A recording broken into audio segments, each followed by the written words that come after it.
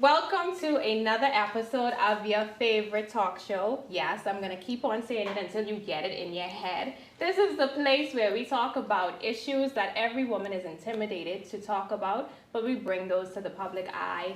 And sometimes, in my own opinion, with my own voice, some racy things in between the conversations. And today, I'm so excited. I've been bragging about it all week because I have three, extremely talented, beautiful, and strong ladies with me. And they have their own show as well. So ladies and gentlemen out there watching S.I.S, welcome to the show. Adeline Lubin, Joneka Patton, and Knowles. Everybody say hey to the people. Hey. So the topic today is don't label me. Why is that? These three young ladies here, when they were teenagers, they found out that they were pregnant.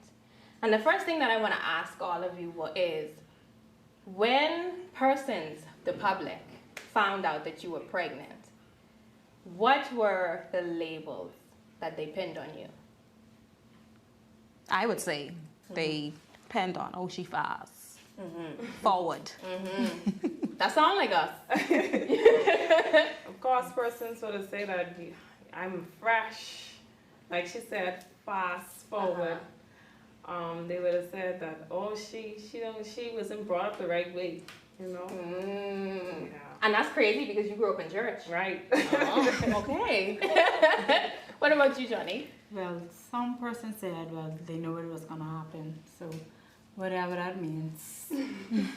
So that definitely sounds like the label that is put on teen moms. And I want to take it back for the people and I want to walk them down memory lane.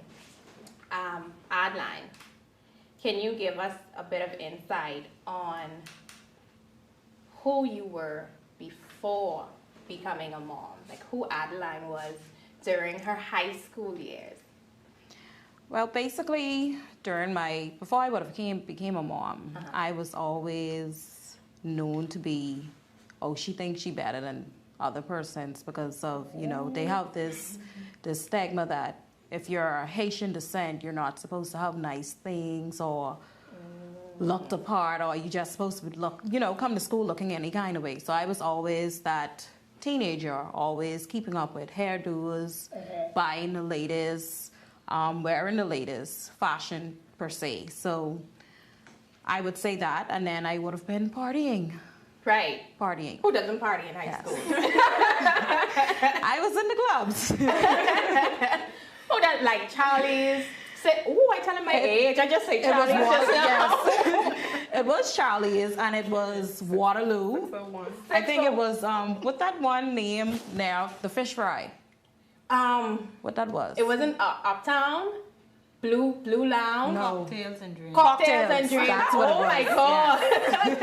But look at the thing. All right. I guess it surprised as well to hear exactly what we were doing back then. Not only that, but the fact that we're calling these clubs names, like that was, so this, you would have been in high school around 2007, 8, 9. Yes. Around there. Okay, so you were Adeline, the girl who used to dress up in school, nice hair, nice things, going out to the clubs. Yes. Sounds very teenager-ish. So when you met the gentleman that is your baby's father, right? And I'm just thinking in general. You guys, I'm sure, were infatuated, like, with each other, right? I right, I wrong. Right. Yes. Okay. So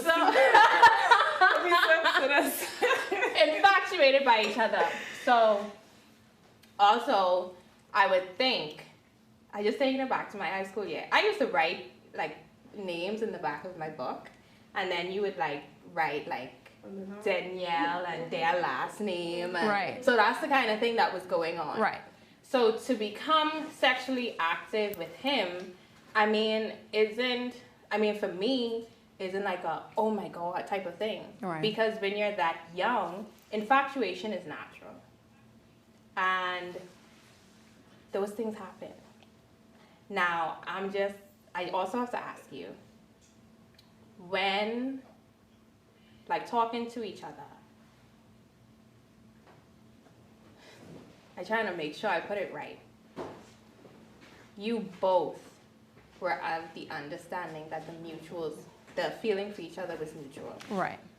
You both had a love for each other. Yes, we did. You were consenting. Yeah. You were teenagers. Actually, no. When? So, He had me by a few years. that's fine, Yes. because all of the Disney princesses, the prince was older than them. So I don't. So, and this is coming from me because, like I told y'all, like I used to talk to a guy who was out of school. He wasn't my boyfriend. I tell you a lot. And I told them that I was a side chick. He wasn't mine. But we was. So I get back to you, right? But you were infatuated by him, and the thing is, you mentioned that when you did become pregnant, that everybody give it up for Nato one time. Thank you so much, Nato. Good stuff. You mentioned that you hid your pregnancy almost until the end Yes, I did. from your mother, Yes. and you would wear jackets to school. It was uncomfortable for you. Yes, it was uncomfortable. So tell us exactly how you were able to hide from your mother a pregnancy. During that time, I would say that my mother was always a hustler. She was always a go-getter. So she would have worked numerous of jobs just to make ends meet. So by the time she would have gotten home, she would have been tired. So she never really paid attention to what I was doing. Basically me being the fast teenager that I was. So once she would have came home, I would have already been in bed. I would have not leave my bedroom until I would have been sure that she was deep in sleep, like I was hiding her from her while she was home. If I wanted to use the restroom, I would have tried my best to keep it in, because like I said, I was ditching and dodging, trying for her not to notice that I was basically, my stomach was growing. Right. So it would have looked quite obvious me wearing a jacket inside of the house. So the best thing I said, you know what, let me just stay in the bed and stay in the room, and when she feel like, oh, you sleeping, eh? Yeah. So I was that child with always sleeping. But little did she know that I was expecting. And then when you did tell her, what was her reaction? I did not tell her. So what happened? Did she have a dream? No. I mean, she said, it was one particular time that she said she knew that I was in the kitchen cooking after hours. For some strange reason, I would have been probably like 2, 3 o'clock in the morning. I would have found myself in the kitchen either making something to eat. And she said, consistently, I would have heard you in the kitchen say, I know you're pregnant. I said, Mommy, what you talking about? I'm not pregnant. She said, well, the stomach has to come out. So that time I was like, ugh, she have an idea. But I still was hiding the fact that I was for as long as I could, because she had this thing where I was, oh, if you get pregnant, I can put you out, like most parents normally say, but it never happened. So when you told her you were pregnant, and you said on the show that when you I did. did not tell her. Oh yeah, I can't hear it. I did not tell her. No, I did. Honestly, I did not tell her. When you had the baby, she went on and she bought the clothes. Yeah, she would have assisted with buying clothes and making sure that I was straight in terms of medical and funds and etc. But like I said, I never told her that I was pregnant. But I guess as my stomach grown, almost like I said, to the end of my pregnancy, where she would have noticed, she just accepted. Yeah, she accepted it. Now Joey, you thought I was gonna come to you, boom, here you are. So we spoke about this. You found out you were pregnant, right? And what was your initial reaction to hearing your cousin? It was yellow, 2 lines.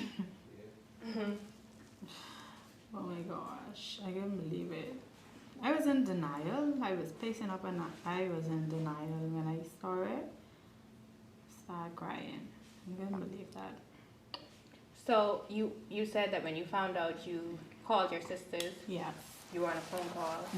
My sisters live in the United States, so they are two persons. Like, I talk to them about any and everything. So like, that was my go-to. Like, if I could have let them take the test for me, I was gonna let them take it. So yeah, I called them and I put them on, let them know what's going on, and they made me feel okay, but I still was like, I can't believe this happened. You also said in the conversation that you guys spoke about a termination, but that was never going to be. Yeah, they asked me like, what am I gonna do? And you know, they reassured me that whatever decision I made, they will support me regardless. You know, and they didn't tell me. My sisters ain't the type to say, well, oh, you still in school, you better go about that baby, yada yada yada. Because you know, I was in school and I was an honor roll student and stuff like that. So like everybody had goals and plans for me. I wanted to join them in the States and go further my education to become a nurse. So they were just waiting for me to finish school, you know, and come. So they tell me, whatever, your choice. And abortion was never, they just was waiting for me, I guess, to come out and say what I can do. Yeah, so I say I could go along with it, but I tell them, you know, just don't tell anybody, because I wasn't ready for that smoke. You said it took you wrote a letter to your dad? I sent him a message and I cut my phone off because I wasn't ready to hear what he had to say. And your mom had recently My mom had passed, right, but I was living with my grandmother. So I told her, and then she was like, she had known. Yeah, she picked up. There's no boy. Yes, I don't know. No. There's no. Yeah, so she did pick up, and then like I had to use her restroom, so I used to always have to go in her. She had the master room, so I always have to go in her bathroom, the bed and stuff, and a couple times I go in and help you with. So what was their reaction? Well, my daddy did not take it well. He gone from 0 to 10,000 quick. And my Grammy was good. My Grammy was cool. She was understandable. You know, she supported me. My daddy supported me too. Although he carried on bad, he supported me the entire way. Like, he stopped speaking for a while, but then like he came around and he was there. So how old were you when you found out you were pregnant? I was 17. You were 17, in school. You want to be a nurse. You want to move off to the United States. So you knew having this baby might put those plans on hold. Right. But you decided abortion was not an option. Right. There's also another interesting story. I ain't gonna lie, I would have fight up, right? So let me tell you all. So, a teacher asked Joey, oh, are you having a baby? And Joey said that. I thought she was joking. And the woman was serious. Yeah. And when you told her no, she wrote a bad report on you so that you wouldn't graduate from school. Well, actually, so I wouldn't re-enter school because I found out I was pregnant like in November, December. So this is the first term in grade 12. And I actually was very sick bad. I mean, I had no stomach. So like, I didn't have to hide like my sleeping jacket because I didn't have no stomach and I didn't big. Right. So no one could know what was going on. But like, I was puking non-stop. So like, January, I didn't went back to school. I could remember taking my end-of-term exams. I literally ran out of the examination room to puke. So I was so ashamed. I was like, wait, I'm messing with that. So like, it got worse. And then on top of that, I was spitting. So I couldn't go back in January, although they was pushing me, go back, you go finish. Because once January reached, that's it. Time can go like that. but I was unable to go back. So what I did was I tried to go PACE, and then they would relocate me to another school to redo grade 12. But obviously they had to went back to my high school and get the okay, and you know, question teachers, they had to evaluate and stuff like that. And she didn't say nothing nice. Nothing nice. I would have fight over it. Honestly, because I can't fathom why would a teacher do that. And you and we were so cool. It was cool, you know. Has she ever apologized to you? No. I can't understand.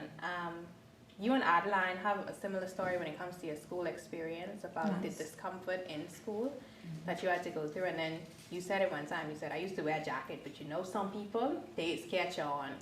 And were there, from any one of you, did your classmates have any whispers about you? Like, did you hear anything from your classmates about what was going on? I didn't really hear nothing. They were secretive themselves. So much of them was pregnant, but we didn't know. There's more. There's more? A lot more. What you mean there's more? There's more who were experienced. It was a whole pregnancy pack at Doris Johnson.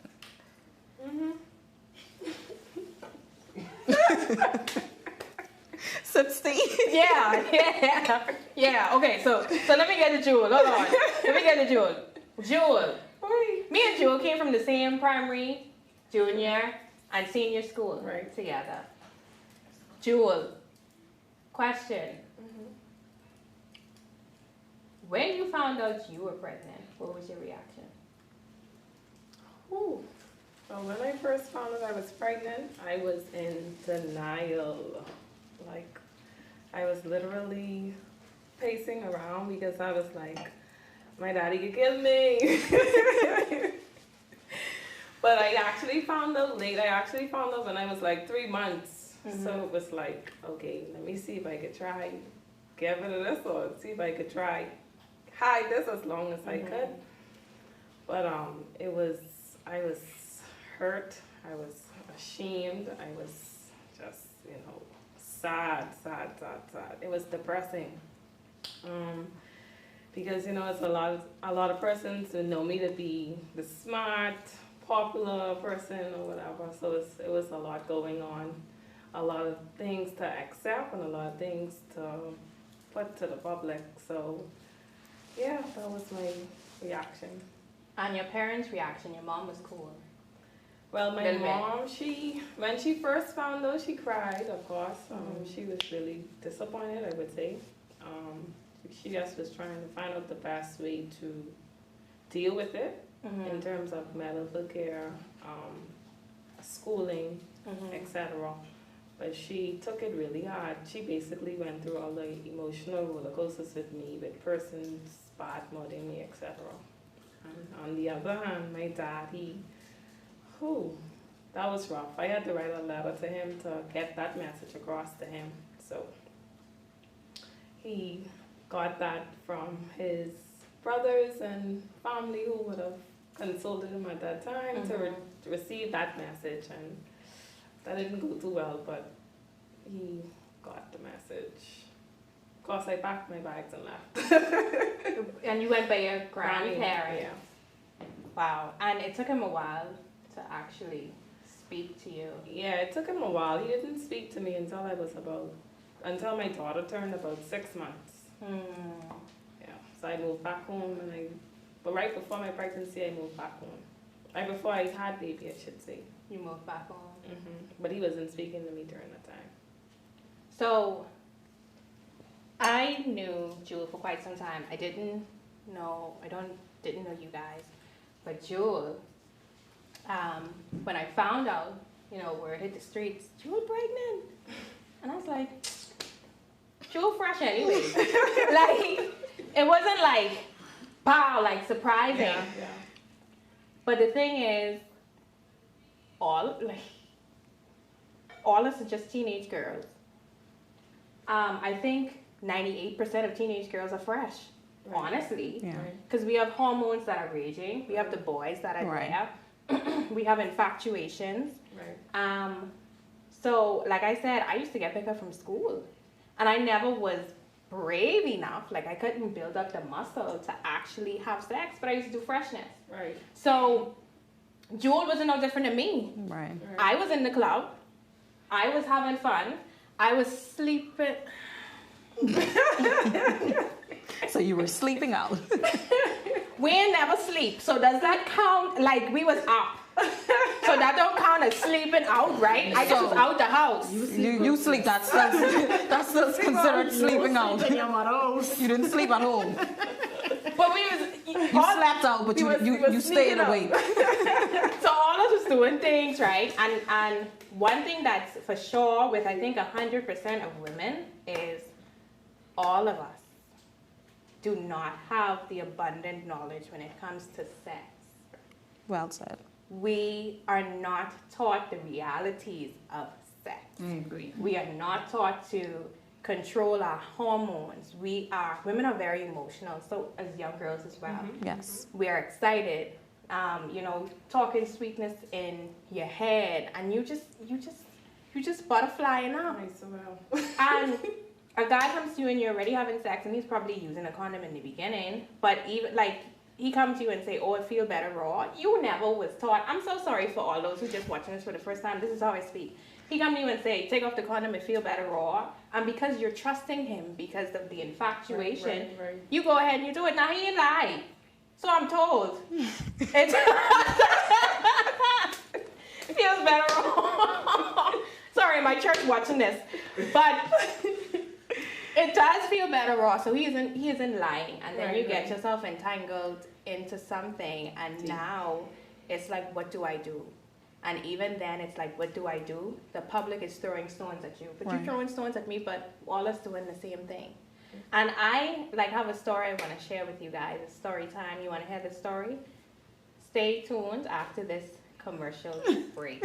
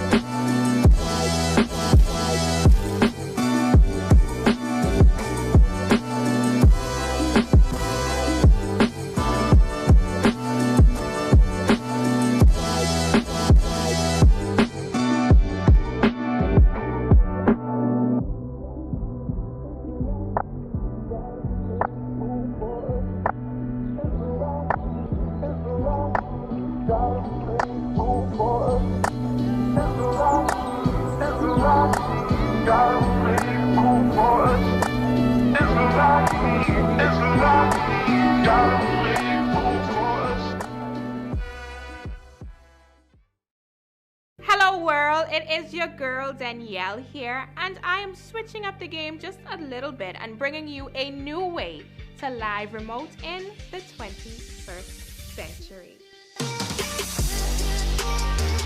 This is Mogul Moves, and we are giving you the ultimate promotional experience. Live stream remotes available for your Facebook page or on YouTube.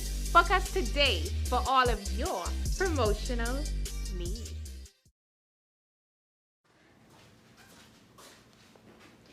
Sis. We are back with Sis, and now my story time. And my story time is my pregnancy scare.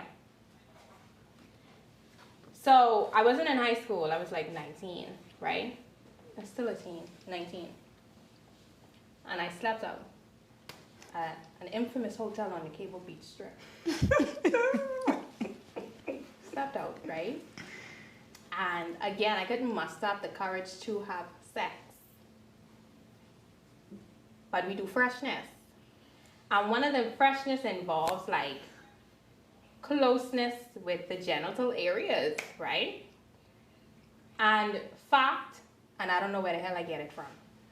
The fact is, pre-ejaculation could have sperm in it. So it could get you pregnant. That's the fact I knew. Then I heard from someplace, I don't know where, that the sperm don't actually have to go inside, but if it's like in the area, some way, somehow, it sprints inside and you can get pregnant. I don't know. But let me tell you all how 2 weeks later, I started feeling nauseous. It was gas, right? But in my mind, I was pregnant because it was close. So I was like, I was to work. And I tell my coworker, I think I'm pregnant. I mean, it was close. I said, I think I'm pregnant. She say, you tell me when you sleep out, you only do nothing. I say, we only rub and stuff. And she say, you weren't pregnant. I say, yes, I think I'm pregnant. Take me to get a pregnancy test. And she's like, you're not pregnant. I nagged for an hour. I said, give me a pregnancy test. And I was like tripping out. And she took me to get a pregnancy test. And the whole time she was like, and I went in the bathroom. I took the test. And you should see me pacing the floor. And she's just looking at me. And I say, the test ready, go check. She said, you don't want to check it? I say, no, I don't want to check it. I'm scared I might be pregnant. What? And she went and she looked at the test and she said, you're not pregnant. I say, oh my God. She said, you was never going to be pregnant. So, I ain't shame at that story at all. Just so because I was young. Right? But the thing is, there's so much myths out there about sex. Y'all know I love Bridgerton, and with me watching Bridgerton, I say, Jesus, look at the Bahamas. Because we legit keep so much away from our girls, and then we're left out there in this world to fend for ourselves. And then when there's a slip up, and then when there's a mess up, when there's a mistake, it's like, oh, you this, you that. You're quick to throw stones at me. But you never taught me anything. Right. You never spoke to me about anything. Right. We never had these conversations. That's true. But now you want to come to me with these conversations? Right. And I don't think it's fair to a lot of young girls. And let me tell y'all, I commend y'all. Because if I was brave enough to go all the way in school, I probably would have messed up myself and not been here. Because I would have legit tried to terminate. Right. And when you're afraid as a young girl and you're willing to do anything, I know the stories about a hot Guinness and the hanger and all of that, you're scared. So you're just doing anything to try and alleviate yourself from the shame you all spoke about. Right. And you guys could tell me exactly where do you think the shame was coming from? Like, why were you ashamed? Anybody can answer that. But my shame basically came from family relative, my family members, whereas they would have been, throwing their little slick remarks in the open, I guess, around my mom. But one thing I would have noticed during that time that she always defended me, like, you know what, mind your business, it's my child, we're gonna go through it together. That has nothing to do with you. So that's where it came from. During school time, we didn't have like I said, it was a pregnancy pack. So everybody, distractions was all over the place because who ain't pregnant ain't want to be pregnant. That was the next, I would say that was the next best thing during that time because a lot of us was pregnant. Everybody was wearing jackets. Did you get your strength from her saying that? Like, keep your eyes on our business. We could deal with this. If I got Strength from that. From yes, most definitely, because I felt as though I was protected, even in the midst of my storm, in the midst of my embarrassment. She still had me covered and still protected me to say, well, that's still my child. Very important. My shame came from church. Because I actually met my child's father in church. So, yeah, mine came from church. I was actually in the dance team, in the choir, in the front line of basically all the ministries. So it was a lot of talk going on. This the pastor, grandchild, pregnant. So that was where my main shame came from. Of course, it also came from my past school, which would have been CB Battle, with a lot of friends having me like an outcast, I would say, because it's like, oh, you don't need to be around her no more. She pregnant, she having sex, whatever. So I lost a lot of friends. So that's another part of my shame. What about you, Joey? Personally, mine was just being a high school dropout. honestly. You technically ain't drop out of high school. That teacher, that damn teacher, I hope she watching in, right? And let you back in school. And yes, I'm gonna say it because you haven't apologized to her as yet. Like, I don't understand. No, it ain't right, but like I felt that because like I felt like I really was to blame for that. No, no, the student in grade 12, but you waiting to graduate. Prom. Isn't it? Walked on to graduate. We ain't even had no prom though. No, what I'm trying to say is that every teenager, that's things that you look forward to. Yeah. Walking, you know, receiving your I diploma. was getting used to walking on graduation. Joneka Patton. Yeah. You know, you used to get called all the certificates and medals and things. Although they stopped doing graduation. Well, back then we had graduation. Yeah, when we graduated, we still had it. So, you know, I was looking forward to that and I'm saying, okay, I'm about to make my mommy proud, you know? So, that was a tough one. So can I say you are making your mother proud? Yes. Y'all say something on y'all show, and that is, it was a blessing. It's a testimony. I could see why, but in your own words, why do you guys continuously say that? Because remember, the public, no matter how old you are, humans are very unforgiving sometimes. So they always remember you for that one thing, especially as women. They'll always put that one thing on you. Oh, she's pregnant in school. Oh, she ain't graduate from school. So they'll always, oh, she was in church on the dance team and she get pregnant. She's stupid. So they'll always leave those labels on you. So why is it that you guys, despite the labels the public put on you, you've placed your own labels upon yourself and lived that truth? And you have a show speaking about it. So tell the people exactly who you are, what type of women you are, what type of women you've grown to be. I know. I know, I just be watching, child. Y'all think I don't be watching? I just be watching. I'm not a stalker, by the way. I just appreciate when young people, especially women out there, and they doing their thing. Right. So I appreciate that. So you can tell the people exactly who you guys are now that, you know, y'all ain't labels. Well, for me, I would particularly say that with me having my son at an early age in my teens, that was my why. It was the reason behind who I am today. It was the reason for me leveling up. It was the reason for me to put a mature label on myself. It was me finding myself, discovering who I am and what I was called to be. Because at the same time, with you being a mother, you wouldn't want your child to see you, you know, still partying, still doing things. Here it is, mommy, you telling me not to do this, but you're doing it. So I wanted to be more of an example for him so that he could say, well, you know what? Even though my mommy had me at a young age, she's still doing the things that is necessary for me to become somebody in the near future. Because we as single moms, we as teen moms, we could do it. And I've discovered that to be honest with you, I think if I didn't have him at an early age, I don't think I would have been where I'm at today. Really? Honestly. Because like I said, the minute I held him, I said, I automatically put a woman head on my body and I was like, you know, I want what's best for you. I want to give you the lifestyle that I dreamt on having as a child. So I kept my promise. So I did whatever was necessary for me to do in terms of keeping a job, working long hours, making sure that he has the best or my kids have the best, and not depending on nobody to be like, you know what, they needed, you need me to do this for you, and you had a child at a young age, now I gotta clean up your mess and stuff like that. I don't like when people tell me that they did something for me. So like I said, he was the reason behind my why.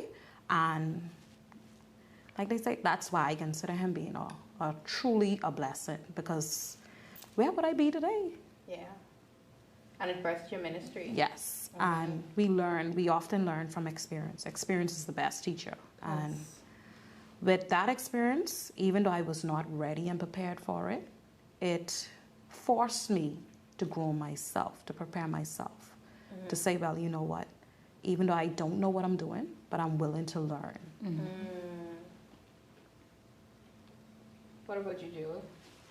Well, for me, I would say being a blessing is basically motherhood in itself.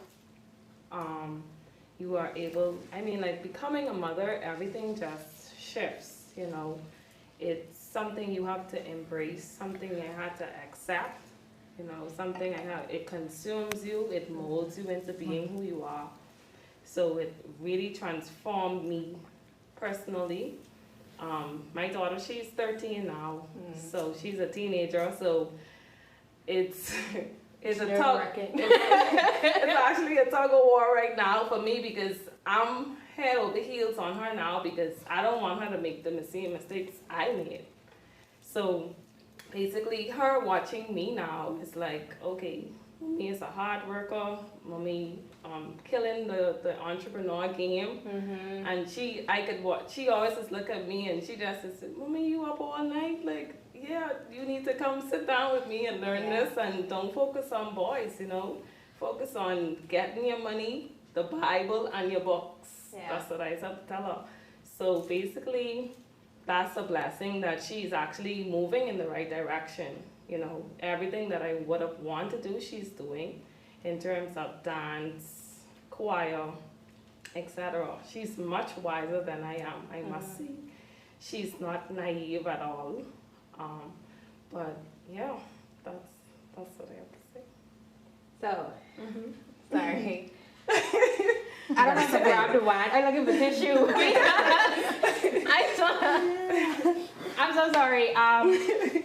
Because there's so much strength in you ladies, honestly. There's a lot of strength in all three of you. Joey, because I want to ask you one more question. You mentioned that your daughter is a teen now. But Joey, I want to find out exactly why do you call your pregnancy journey a blessing?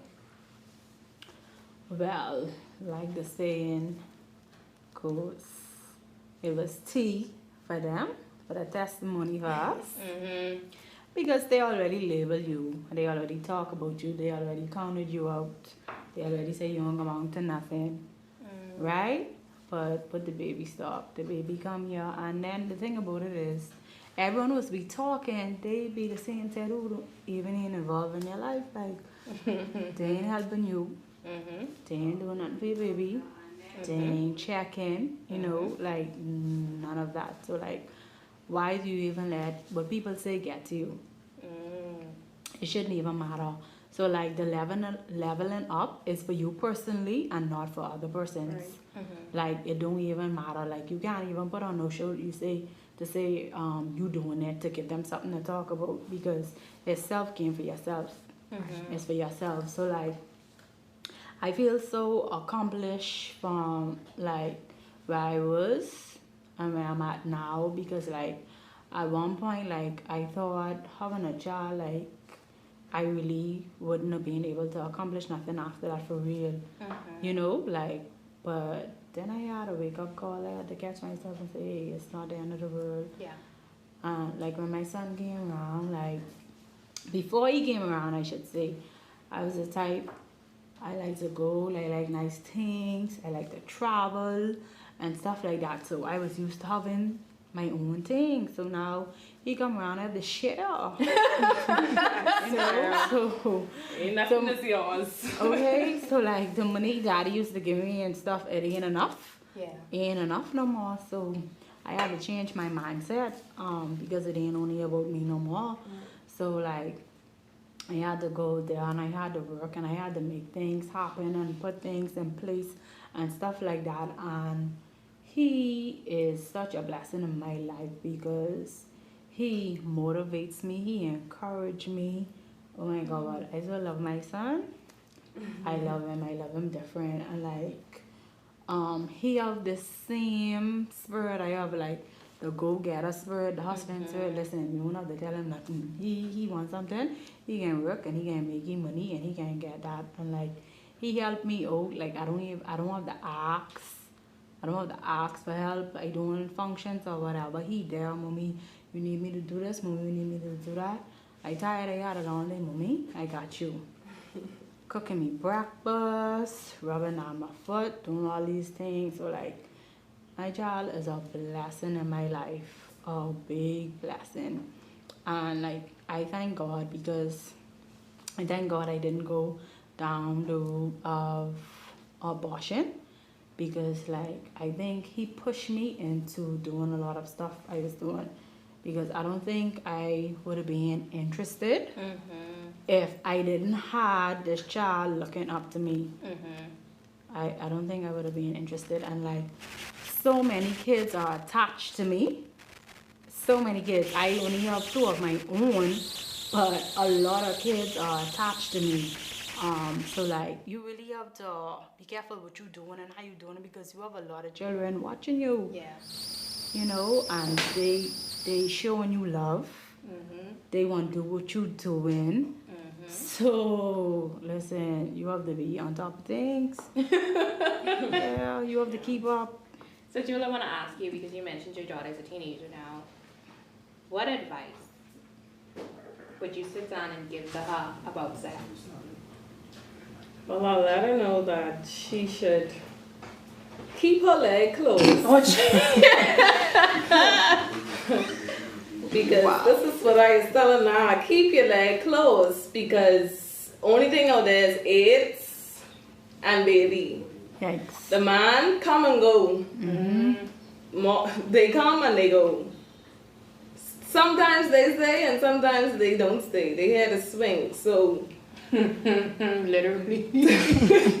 so get your education, get your education.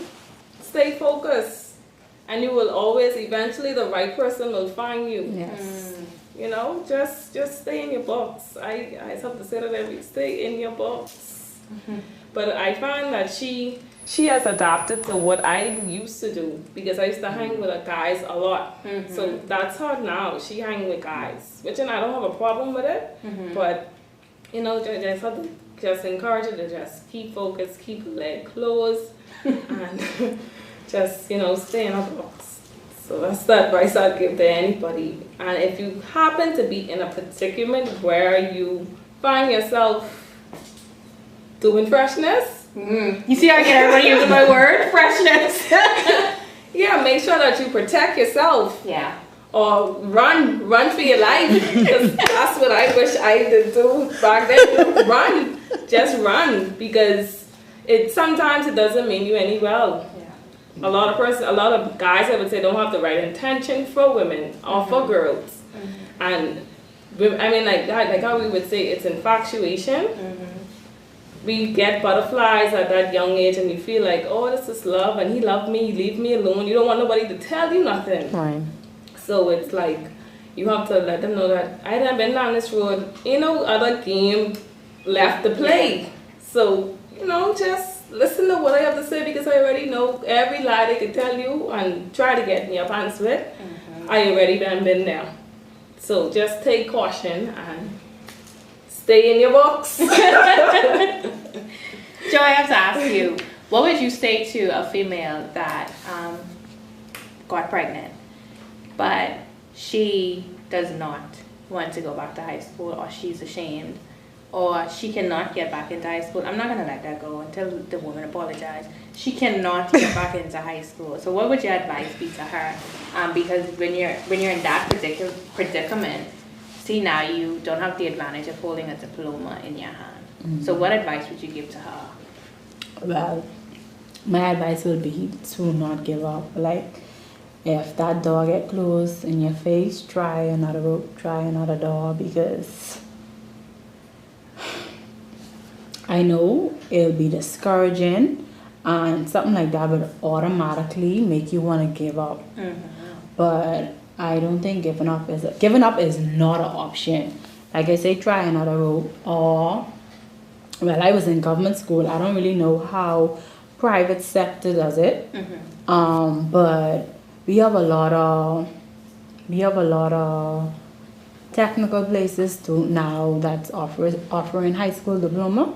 So like, even if you don't want to go back into the school, being ashamed to be around persons, you could go and do it private or go online and get your certificate, so you could have something on your belt. Because right now everywhere is be asking high school diploma, high school diploma, high school diploma. Like, you can't even get around that. But then that still doesn't stop you even if you didn't get it, because you could still go and do something else. Like I went and I did a phlebotomy course, and I'm a registered phlebotomist, you know? So don't let it stop you. Adeline, what would you say to a young girl that is right now just finding out she is pregnant, or knew for a while she has been pregnant? Or even, let's take this out of teenage pregnancy. You have a lot of women who didn't plan on becoming pregnant, and depression is real in those states because, like Joey said, this is now another human being that you have to account for. So what would be your word of advice to them?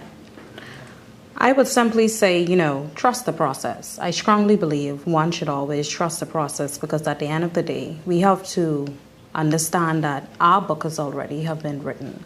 So if you're going through something, you were supposed to go through it. You just need to find a positive in that situation. I wouldn't say a negative situation, because anything that may seem negative to other persons, it could turn out to be something positive, because I use my teenage pregnancy as a positive situation that actually other persons viewed it as being negative. So if you're going through a little state of depression, I would say, it's not the end of the world. There's still hope. Like I always tell people, go and get your bag, sis. You may not be able to get your bag now, but the money is out there. You could always fix the situation and make it a better environment for you and yours. So if you're going through something, you're not going to be pregnant forever. Yeah. The baby has to come out. And when the baby comes out, you want to make sure you have a well-structured plan, a strategy, a goal, so that you could say, well, you know what, when you get to the age of 1, when you get to the age of 2, this is where I want to be at. Whether it's in a better house, you putting your child in a better school system, whereas you don't want them to go to the government school sector, you want them to go to the private school sector. You want to start a business at a certain age so that you could provide more things for them, because when you have kids, every year it gets expensive and expensive, because what I used to pay for Pampers back then, I'm going in Lowe's and I'm looking at these purses, be like, that's how much for Pampers now? They scare me. Yeah, so I would say, keep your head up. Keep your head up. You got to keep your eyes on the prize. Go there. It's not the end of the world. Like Jewel would have said, what may be tea for everybody else is truly a testimony for you. We learn from everybody's mistakes. We learn through experience, and I can't say it anymore. Experience is the best teacher.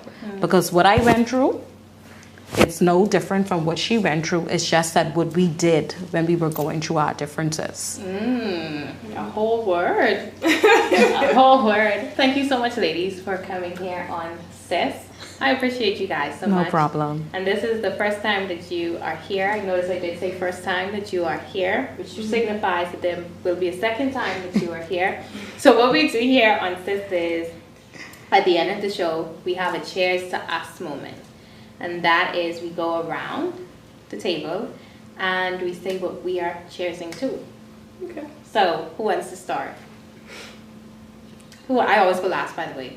I just gonna Yeah, I always go last, by the way. I gotta go like this. So, Well, all right. so I'd say this is for everybody, or just However the spirit leads. The spirit, not the spirit. The spirit leads you. okay. So I'll say I'll cheers to mompreneurs, strong, ambitious. Say it again. Mompreneurs. Mompreneurs. Strong, ambitious women, successful in all our areas, and long life, health, and strength. There we go. All right, Joey. You next on the domino table. I will say cheers to friends who became sisters. Oh. I would say cheers to us being the best mommies. Yes. Okay. I will say cheers to us doing things in the business world. Most definitely. Oh. And I will say cheers to us to soon become wives. Hey. Also, my next. Yeah, up on the domino table, you next. Okay, I would say cheers to us being teen moms and us leveling up to our own definition of success. I would say cheers to our on-growing businesses, not business. And I would say cheers to us getting the bag so that when we meet our mates, they will then say thanks. They will then see that we're more than an asset and not a liability. My Lord. Amen. I would say cheers to us, being able to find the courage and the strength to come out on the show and speak our truth. Because like you would have said, Danielle, there's other persons watching and they're learning from our experience, and you'll be surprised to know what they will feed from us based on the energy that we release, not only in this room, but what we release into the atmosphere. And last but not least, and I say cheers to us walking and growing into our spiritual life. Amen. Good stuff. Now it's you. All I don't know yours. what the hell I cheers to no more. You all didn't say everything. Cheers to this episode. Most definitely cheers to these ladies. I admire you guys so much because you are able to do what thousands are not able to do, and that is speak your truth. And I think that is so important. And you not only speak your truth in your own comfort zones, but you step out of your comfort zones and speak your truth. And I think that is true empowerment. Cheers to you guys as well for overcoming the obstacles and the labels and smashing through them and being the entrepreneurs that you guys are and raising kids to the best of your abilities. Cheers to everyone in this room. I could feel the love in here. Yes. Cheers. Cheers to also everybody watching this live. I appreciate you guys so much. You constantly stick here.